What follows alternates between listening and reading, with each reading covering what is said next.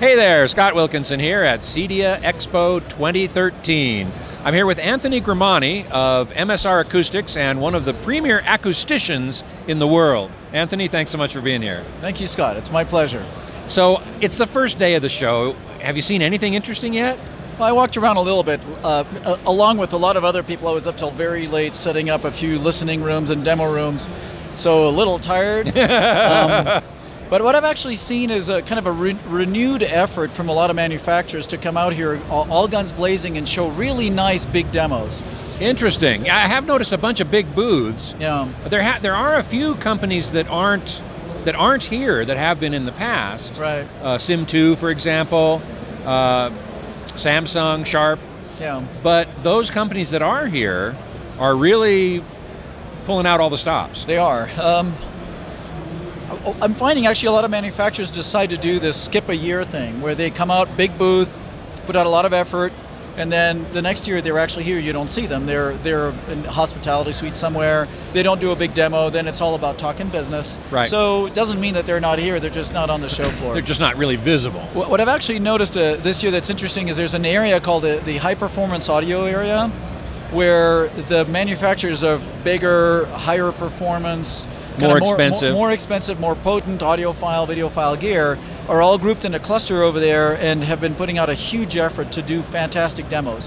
So I think we're going to have a great time going from demo to demo there, and they're away from all the noise of the floor, so you're going to actually get a great demo. Yeah, exactly. That's a real problem here on the show floor, yeah. Particularly with regard to audio. I mean, video. There are a lot of companies that have put together, rooms within rooms, right. Light sealed essentially, so they look good.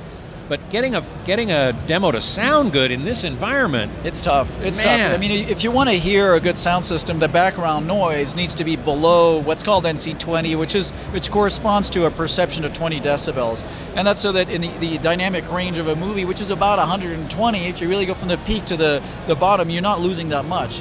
Here, you put a room together, and the background noise is going to be 50. Yeah. So you're losing the bottom 50 dB of 120. That's way too much. Yeah. So these guys that are going, they're still in the convention center. They're down away from this noise. Are going to give us all the chance to hear things well. I was in the Wisdom Audio demo. I've heard that's good. They're showing their humongous, big, beautiful line array system, and it's good. It's one of those. It's an audiophile system that can play really loud for a really big room. So it's not in a really big room here, though. So I hope. No, it's in a really big room. It's a really big room. So they're over in that high performance area. Yeah. Got it. In the past, if you had a really big room, you couldn't put a little high performance speakers. You had to go to these big horn loaded things, some of which sound great, some of which not so great. They've got an audiophile planar speaker solution for a really big room. It sounded great. There's other people here on the show floor that have done things with the room to try to make it quieter. There's a demo with a Triad and Datasat. Next to that, there's a demo with Pro Home, and there's a bunch of different people, which I'm really pleased to say have actually finally this year paid attention to acoustics. So I'm really big into acoustics. A speaker can be great, and it can be put in a room that's actually working against it. The way the sounds bounce around the wall can actually you can get these reflections that actually contradict what the speaker's trying to give you. And the rooms over here, most of them, you walk in and you go, they got some great speakers, and they've done things to the walls so that the reflections are helping the speaker rather than work against it. I like it. Which is just your business. It's my business. Now, as we mentioned, your business, it is to make acoustical treatments, right, for rooms. Many of which you help design how to do, but I think you've just recently launched a new line which is meant more for the DIYer, right? Right. So we have a few lines that make it easy to spec in your own acoustic system. There's a line called Dimension 4, in which you have 3 tiers of prices, for a good, better, best solution, but in which all you need to know is how big your room is. Is it 38 square feet? You mean the floor space? The floor space. So not the cubic space. Not the cubic space. Based on a room that could be 350 square feet, we got a system that's called a 350, in which we've pre-engineered, tested, evaluated how many absorbers, diffusers, bass traps you need, and where you put them. Now that evaluation is not purely theoretical. We've also tested in about 500 rooms since we started the company. Wow. So we got a pretty good database of what works and what doesn't work. So we're essentially selling a recipe based on very custom analysis, but we're saying this is the ready-to-wear solution. So Dimension 4 is one solution for the DIYer. Another thing we have is called living sound. So a lot of DIYers are in rooms that are not really home cinemas from a dedicated point of view. They're also the living room. We have to live in them. I was talking with Theo about multi-purpose rooms and how those are becoming more and more being used also for the theater experience. They always have, actually. I've been in the sort of this home theater, home cinema business long enough to remember when a home cinema was the living room that you put speakers into. I have a slightly different view. What has changed is people are expecting a higher performance experience in the living room. Now, in a living room, you can't put these acoustical treatments that look like an audio lab. Okay? Right. Sorry, my wife doesn't like them, and everybody's wives or husbands. The spousal acceptance factor is very low. Indeed. So we have a line called Living Sound in which we actually use very good quality absorption and diffusion cores, but we cover them with a decorative, acoustically transparent fabric. There you go. So you can have a landscape picture, you can have a piece of art, you can have a picture of the family that's actually printed on the special fabric with dye sublimation, and you have something that just looks like art on the wall, but it's actually controlling the sound reflections. And that's great for the multi-purpose environment. Yeah. Now, so a DIYer, you've already done some analysis in a general sense. Right. What do they have to do in their specific room to find out exactly where to place these things? There's different tiers of how obsessive you want to get, just like everything else. Basic rule is if you can cover the walls and a bit of the ceiling with about 15% of absorptive surfaces, that means a material that sucks up the sound. Only 15%, you don't need much more than that. Wow. And if you can distribute it evenly around the room, you'll have a dramatic improvement in your sound quality, especially in the clarity. The second part of the recipe is if you can find a way to cover another 15 to 20% of the area with a scattering material.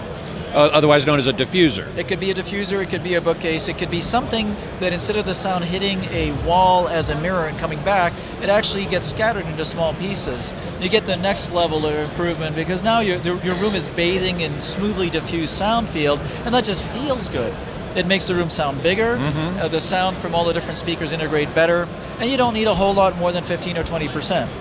So of course we have specific purpose-made materials for that can be covered with our living sound fabric, and that's what I would recommend. If you don't want to do that, just think that maybe you need bookcases, maybe you need shapes that break up these sound reflections, and for the DIY crowd, it's a great way to go. Someone once asked me about egg cartons. Do those do anything? Egg cartons do very, very, very, very little. There actually is an Audio Engineering Society paper where, along with all these different materials, professional grade acoustical treatment materials, they threw in egg cartons to just say, tongue in cheek, well, what do these do? Right. So the data is available in the AES. Wow! Somebody actually measured them. Tiny little effect. What about bass traps? Obviously, room modes are very important, and when you have a lot of subwoofer activity, you're going to energize the room at certain frequencies, and really it's going to be overbearing in certain locations and not enough in other locations. What's the general thought? What's your general thought on improving that situation? The general thought is you got to do something about it, and that something is really challenging, unfortunately. So you're right, every room is going to create these resonances, and basically do this to the sound. You got to get around it somehow. Sometimes you can move your seat position around a little bit so you're not listening to a peak or a null. Sometimes you can move the speakers, the subwoofers around, but reality is in a living room that's not really flexible. So there are things called bass traps, but caveat emptor, like they say in Latin America. Indeed. Just kidding. There are bass traps and bass traps.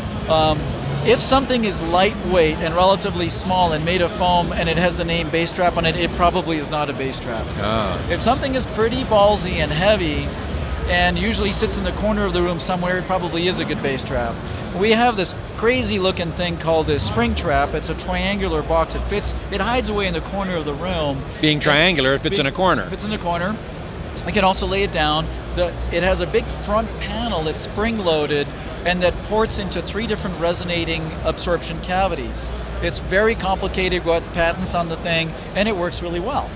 So If you're looking for a way to control your bass so that it doesn't sound all boomy and flabby and also sounds even from seat to seat, look for a bass trap. Our solution, the spring trap, works well. Other manufacturers have different approaches, but look for something a little bit big and heavy. And heavy, because if it's lightweight, it's not. It's the bass frequencies are just going to go right through it. Right through it, yeah.